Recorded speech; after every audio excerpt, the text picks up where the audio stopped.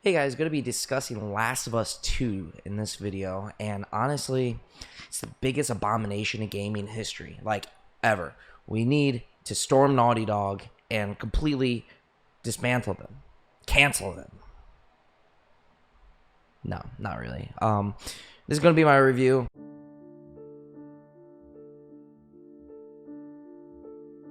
I'm going to start it off by saying if you're trying to avoid spoilers, I will have this sign right here whenever I am talking about spoilers, so you can just skip ahead. I'll have it in the description and all that, timestamps and all that, so you can avoid spoilers if you don't want any spoilers. However, if you haven't played this game, I do recommend you play it first before watching any reviews or anything, so that you can form your own opinion and not just copy someone else's. Okay, so first, I want to talk about gameplay. Gameplay, I'm going to give a 10 out of 10. It took Last of Us 1 and amplified the gameplay 1,000 times. While playing through Last of Us 2, I was on the edge of my seat the entire time. They really have you scared and in suspense. It took me 40 hours to beat the game. Kind of varies on the kind of player you are. Me, I check every corner of every room, so I don't miss out on anything, especially a game like Last of Us 2 where there's collectibles. Speaking of the collectible, the one with Ellie is pretty cool. However, the second character you play as, which I'm not going to say here, I thought it was kind of silly. You collect coins. Like, who cares about coins? Oh, there's my state. So, 40 hours for me might be a little less for you. Probably not anymore, considering how slow I play games. So with that said, I think $60 for 40 hours is pretty good. I probably am going to do another playthrough, which will be a little bit less. So it's going to be, I might put another 20 hours in for my second playthrough, and that, that's, $1 an hour of entertainment. So that's not bad at all. All right, guys, spoiler time. We're talking about the story now. So this is where everyone's divided. And the storyline is the most divisive part of the game. It literally has people just jumping on the hate train once they see the spoiler and just instantly hating it without even playing the game, seeing the whole story. They are storming the gates at Naughty Dog and wanting to burn their entire company down. He poisoned our water supply, burned our crops, and delivered a plague unto our houses! He did? I don't know. And so the main antagonist or protagonist, however you want to look at it, Abby, some people think she's a dude or trans or something like that. I've heard a lot of people saying that, oh, they introduced a trans, they're pushing a feminist agenda. But if you actually played the game and you saw the flashbacks, you would see that she was a normal girl. Now, as far as her unrealistic muscles, that wouldn't indicate that she is either pumping testosterone and or steroids. It's just a characteristic that doesn't really affect the storyline, gameplay, or anything like that in any way. It's a weird thing, but look at all the anime characters that have very, very disproportionate bodies, female or male. So with that said, I don't care that Abby has big muscles. It doesn't affect me one bit. She is not trans, though. Alrighty, so the story itself I find kind of interesting. It's kind of told like a Quentin Tarantino movie, because you have a bunch of flashbacks. It's constantly going back, forth. You have 3 days after Joel's death, which, let's talk about Joel's death, I guess, a little bit. A lot of people think it was poor story writing. Lazy. Was it? Kind of hard to say. I mean, it's kind of generic in my opinion how it happened. You've heard this story 1,000 times. People let their guards down to help someone, and then the people stab them in the back. But my kind of thinking is that Joel's arc was kind of done with Last of Us 1, so it's just like it was kind of it. They decided to continue it with telling a story of revenge and, saying that, showing what revenge will do to you. So, with that said, I saw one Last of Us trailer, and it had Ellie saying she's going to kill every last one of them. And with people freaking out, I never saw the spoiler before playing the game, right? I kind of assumed he was going to die. I knew it was coming. Just because why else would she be so stringent on trying to get revenge? And why is he not, in the trailers or anything? I kind of figured it was going to happen. I avoided all spoilers. I didn't watch any gameplay. I didn't watch any reviews, anything before I finished the game. But with that said, it is kind of predictable, kind of generic. Telling an original story is kind of impossible nowadays because everything's been said and told before. However, I think with the twist on this story, it kind of, isn't super generic because of how they took it. There's twists that I did not see coming. But back to Joel's death, how they did it, and how this whole game is. It has you on the edge of your seat, and it's brutal. It is fucking brutal. Like, you go in there, the whole scene is just, I don't know. Like, it's hard to put into words. If I had a son, I think Last of Us 2 would be one of the last games I would want him to be playing. I would rather him be playing Grand Theft Auto than this. That is how brutal this game is. And I think it's because of how grounded it is. It doesn't feel like a video game a lot of the times. It feels like a movie or like a real life story being told. And it feels realistic. It looks and feels realistic. So with it being so grounded and being so brutal, granted, I don't watch a lot of movies, but it's more brutal than almost any movie I have seen.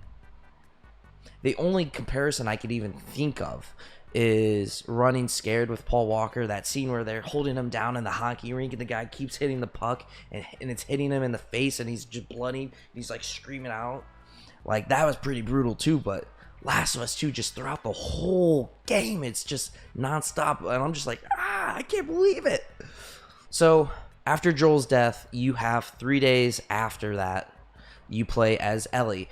And after one of the days, you go to sleep and then you are dreaming of a flashback of Joel and Ellie after Last of Us 1, but before Last of Us 2. And the flashback I really enjoyed too, because it just kind of had that bond. And, after seeing Joel's death, that bond is just a little more, pulling on your strings of your heart, I guess. I really enjoyed the guitar aspect, me being a musician, the connection between Ellie and Joel with the guitar and how you would play it and you would strum using the touchpad on the PS4 controller. I really enjoyed that. But anyways, so you play 3 days as Ellie. Right as the Abby comes into the theater, it cuts back to the very beginning, right after Joel's death, and then you play 3 days as Abby. And again, it has a flashback with her and her dad. And as I said, she was a normal girl, so she's not trans, and they're not pushing in some kind of agenda. And I'm kind of explaining how the game goes because I think it helps define how I feel about the story just in general. So with Abby, I feel like they are mirroring Ellie because you have Dina and she's pregnant. And with Abby, one of her friends is pregnant. You both have the flashback with the daughter and the father, even though Joel isn't actually Ellie's father, but they have a bond like that. And then you have Ellie's friends die and you have Abby's friends die. Anyway, so then you play as the 3 days as Abby and you have that flashback also. And then you have Abby going after Ellie. She nearly kills Dina and decides to let them live. Then you has Ellie and Dina living together, seemingly probably a few months, maybe a little more after that event, with Dina's baby. And then somehow Tommy still lived, which I don't understand one bit, because if you look at the cutscene, he was shot in the head, or at least it looked like it. The angle, you can't really tell. Maybe it was just the shoulder, but it sure looked like it was in the head. And in a post-apocalyptic world with no hospitals or anything, living after a shot in the head is very unlikely.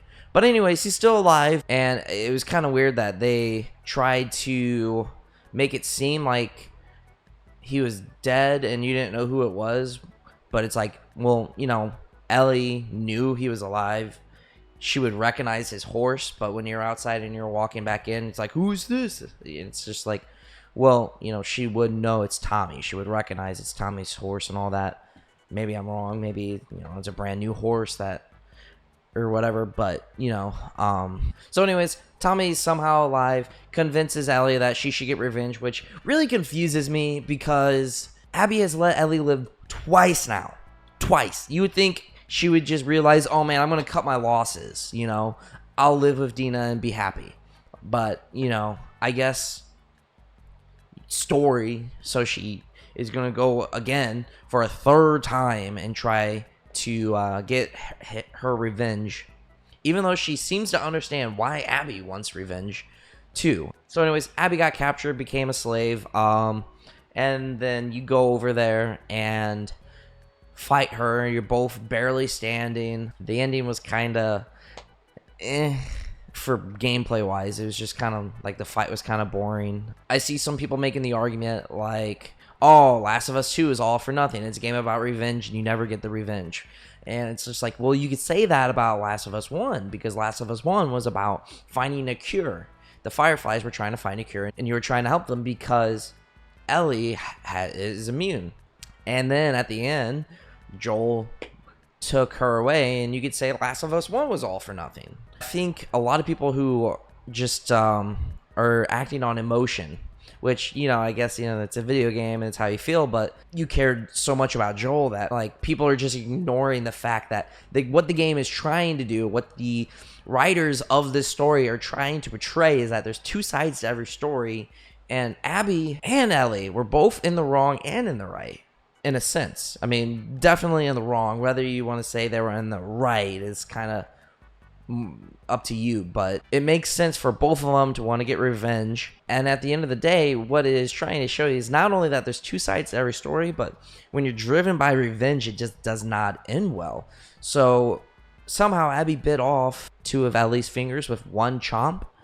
I don't know, like, Is it the steroids, the testosterone? She's just like feeling like chomp chomp from Mario. But that was one glorious bite. So after all that, Ellie lost a lot of her friends and Dina left her. Dina was done with it, you know. So she comes home and she's gone. I don't know if she moved back to Jacksonville or what. But Ellie lost basically everything. You know, she has Tommy, but, you know, Dina's gone. All of her friends are gone. I don't know if she would be welcome back to Jacksonville after everything, but she lost basically everything. And the same goes for Abby. She lost all of her friends, her lover, which the sex scene was kind of weird, but not as weird as everyone's trying to portray it as. So overall, do I hate the story? No. Do I think it deserves the hate that it's getting? No. Do I understand why? Yes. Everyone's acting on emotion. Everyone cared so much about Joel, and they're just not going to forgive Abby ever, even though if you take a step back, forget your feelings towards Joel and the father-daughter bond that everyone seems to like. Kind of like how everyone freaked out with The Walking Dead by Telltale Games. Whenever that bond was broken too, you'd see the bigger picture that they're trying to portray, and that's that there's two sides to every story, and that revenge is not always the answer, and that it could ruin your life, basically. So story-wise, I know I'm going to get a lot of flack for it, but I'm going to give it an 8 out of 10. It had a lot of twist in there. It had the way it flowed. It just flowed nice for me, the way I played it. I don't know. Some people were complaining about the flow of the game. I felt like the game flowed really well. But the story had a lot of twists I didn't see coming. And the brutality of some of the scenes was just nuts. Like I said, I was on the edge of my seat the whole time playing the game. So yeah, gameplay, way better than Last of Us 1. Very, very solid gameplay. Story, very divisive. Very, very divisive. Overall, I think I'd give it a 9 out of 10. I really enjoyed it personally. I think if you go into the game without any mindset, you will enjoy the game. If you don't jump on the hate train, don't, base your opinion off of someone else's opinion of the game, I think you will enjoy it. So anyways, if you guys like this video, make sure to sit on that like button to show some appreciation for all the work that went into this video. And if not, well, thanks for giving me a fair shot. Have a good one.